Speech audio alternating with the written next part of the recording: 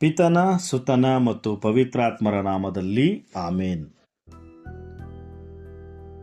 ಕರುಣೆಯ ಕೊನೆಯಗಳಿಗೆ ಭಾಗ 2. ಸಂದೇಶ 7. ನಾವು ಏನು ಮಾಡಬೇಕು?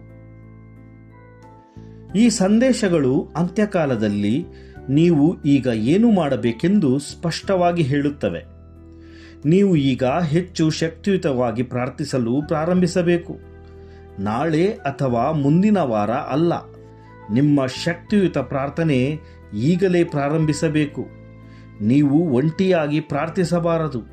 ಆದರೂ ಒಬ್ಬ ವ್ಯಕ್ತಿಯು ಏಕಾಂತದಲ್ಲಿ ಮಾಡುವ ಪ್ರಾರ್ಥನೆಗಳು ಪ್ರಪಂಚಾದ್ಯಂತ ಭಯಾನಕ ಘಟನೆಗಳು ಸಂಭವಿಸುವುದನ್ನು ತಡೆಯಬಹುದು.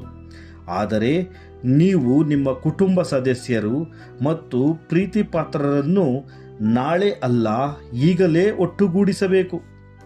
ನಿಮ್ಮ ಸ್ನೇಹಿತರನ್ನು ಮತ್ತು ನಿಮ್ಮ ಪರಿಚಯಸ್ಥರನ್ನು ಸಹ ಪ್ರಾರ್ಥನೆಗಾಗಿ ಗುಂಪುಗಳಲ್ಲಿ ಒಟ್ಟುಗೂಡುವಂತೆ ನೀವು ಕರೆಯಬೇಕು.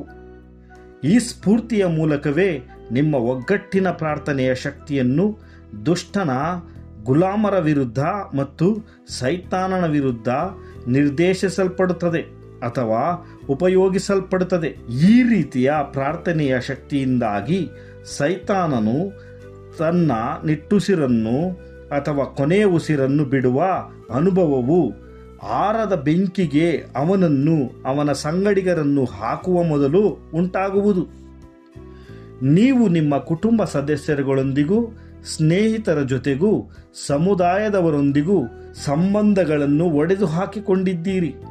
ಇದನ್ನು ನಾನು ಕಾಣುತ್ತಿದ್ದೇನೆ, ಏಕೆಂದರೆ ಕೇಡಿಗನು ತನ್ನ ಸಾವಿನ ರಕ್ಕಸ ಸಂಸ್ಕೃತಿಯನ್ನು ನಂಬಲು ಉತ್ತೇಜಿಸಲು ನಿಮ್ಮನ್ನು ಆಕರ್ಷಿಸಿಕೊಂಡಿದ್ದಾನೆ. ದುಷ್ಟ ಶಕ್ತಿಗಳ ವಿರುದ್ಧ ಒಳ್ಳೆಯ ಹೋರಾಟವನ್ನು ನಡೆಸಲು ದೇವರಿಂದ ಪ್ರೇರಿತರಾಗಿ ನಿಮ್ಮನ್ನು, ನಿಮ್ಮ ಪೂರ್ಣ ಸಮಯವನ್ನು ಮತ್ತು ಶಕ್ತಿಯನ್ನು ಪ್ರಾರ್ಥನೆಯಲ್ಲಿ ತೊಡಗಿಸಿಕೊಳ್ಳಬೇಕು.